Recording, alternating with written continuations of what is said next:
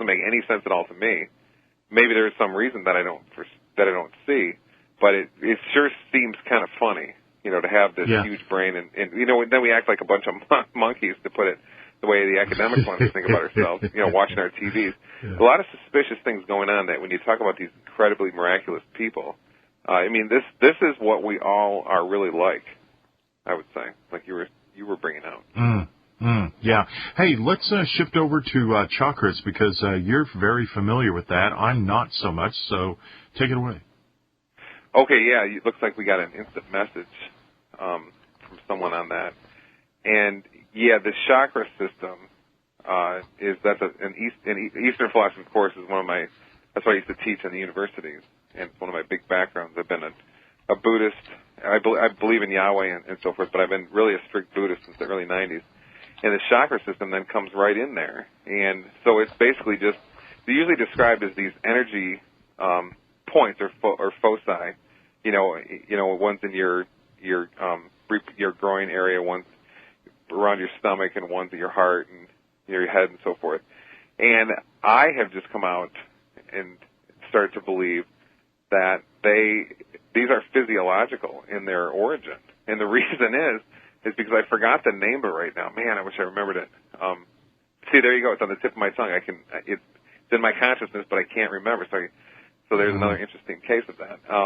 But right above your stomach is this huge center of neurons. It's almost like a small brain, right? Right there. It has all kinds of things to do with memory and feeling and so forth. And it's right where the chakra was described as being in ancient Eastern religion. And then how about the heart? Remember we were talking about having dopamine in it. Yeah. Okay, now that's funny, because now the heart is some kind of a brain as well, as we were discussing earlier. You see a pattern growing here, and then the brain, the head brain, that's a brain. So where the chakras are described as being, you can keep going on with the groin chakra and so forth, but where the chakras are described as being are these ultra complex brain-like centers. These focuses, these foci of our nervous system, because really the brain extends through the whole body, of course, but it's just these collection areas that we call, brain or something, but really, neurons are all over out to our fingertips. And so I just have taken it that it's pretty interesting. But ancient religions just always call it, I think, as far as archaeology, or now you have a good example of physiology here. Why? The academics won't talk about this, about how there's a physiological basis to the chakras, but then all you need to do is just study what we're really like, and there it is. So they knew that way back then, and we called ourselves brilliant and them the dumb primitives. And no, they had it. We're completely backwards, and there's something really big behind this whole chakra system. Yeah, I think you're right, and maybe we've just been de-evolving. Maybe in the past we had all these abilities, and now we've lost them.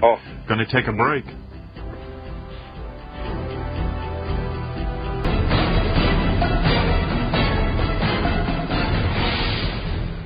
I hope you hang on through the entire show, folks. We've got about 40 minutes left, and we're going to talk about the possible answer to all of this. I wanted to go from chakras to this incredible, the most incredible human that I think lives. His name is Daniel Tammet. And there's a series of documentaries now. They started to see that his unusual abilities when he was young. But folks, there's savants that are incredibly gifted with music or memory. They even had Daniel Tammet go and meet the real Rain Man, which was a fascinating documentary because that real Rain Man has been able to retain 100% of everything he's ever read, and he reads constantly his entire life. And now I would guess that he's about 50, 55, something like that. And the interesting thing that I got out of that is that when he reads a book, he reads the left page with his left eye, the right page with his right eye, and he devours those 2 pages typically in 8 seconds. They do, and you can see his eyes. They do not shift back and forth or anything. They are looking like, it looks like right down the middle of the page.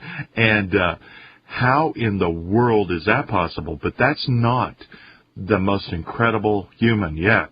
It's Daniel Tammet. I've got several links to him over at my blog, bigjohnlipscomb.blogspot.com.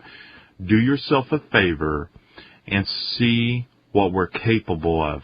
Because Daniel, there's a few documentaries where, Jeffrey, they take this young man, he's 22 maybe, and they take him to different nations. And the one that I watched is they took him to learn the Nordic language. I guess, what is that, Iceland?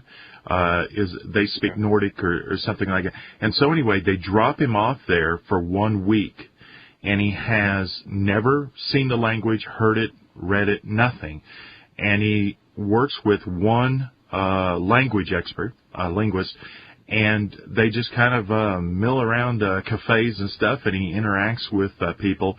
1 week later, he's interviewed on this documentary by 2 language experts, and he was able to learn the entire Nordic language and converse with them for an hour. And folks, they say that this language is the most difficult on the planet, and he picked it up all completely within a week. And that's only the beginning of the fascinating aspects of Daniel Tammet. And I'd like to tell more, but what do you think about that, Jeffrey? Wow. Well, the first thing I started thinking about is that seems to be strongly related to that, the guy who bumped his head and all of a sudden was speaking Italian. Where these, and then also this is related to reverse speech, but I'll get to that in a second, because it seems like here's 2 cases where maybe they're learning it in different ways, but this incredible ability to learn language. I mean, we're told, oh, it's so hard, and like I was saying earlier, getting your PhD in a university, you have to pass language requirements, and people just bury themselves in books for a year just to scrape by as a total ignoramus, level, learning this language, some language in question. So it's pretty interesting that you've got cases here. We must just have a block on ourselves. Yeah. And this must be a real innate ability that we have. And it also seems to be related to reverse speech, which I just regard as an empirical science. You can prove that it is. I mean, just because they don't talk about it on Fox News doesn't mean it's not an all-out hardcore empirical entity, a thing that you can study, where, you can run someone's language in reverse and find out all kinds of sentences and so forth. And politics, it's well known that Obama used this, yes, we can, backwards, thank you, Satan, as is well known. And so, there's another, we've got all these, in other words, what I'm saying is we've got all these shocking, advanced language abilities in us that are coming out through these issues. Daniel Tammet, the Italian guy, the guy that started speaking Italian in reverse speech. The real question is, why don't we see this? Well, how did we get so dumb? How did this de-evolution happen, like you were saying? Because there's a real block that we have somehow. It's not that, it's not like that anymore. It's that we're blocked. Go ahead. Right. That de-evolution obviously started before the media, the television, all the propaganda. So it's been descending for a very long time. And like you're projecting the idea that it's, we're missing the key to open this up. But these people, either through the gift or accident, are busting this door wide open. That's the exciting part. Mm-hmm. Yeah. And maybe it's the case that not that they're busting a door open only, but just that a door is like a curtain is being pulled back or something. That's what I always thought. A lot of religious experiences that I've had, Buddhist experiences and so forth. It's all of a sudden it's just like a curtain falls, and like what you knew was there all along, all of a sudden you're just living through. interesting religious experiences will do that. You say, wait, I knew this all along. I could feel this deep down in the back of my mind. My intuition told me this is how it really is. And then you just needed to, have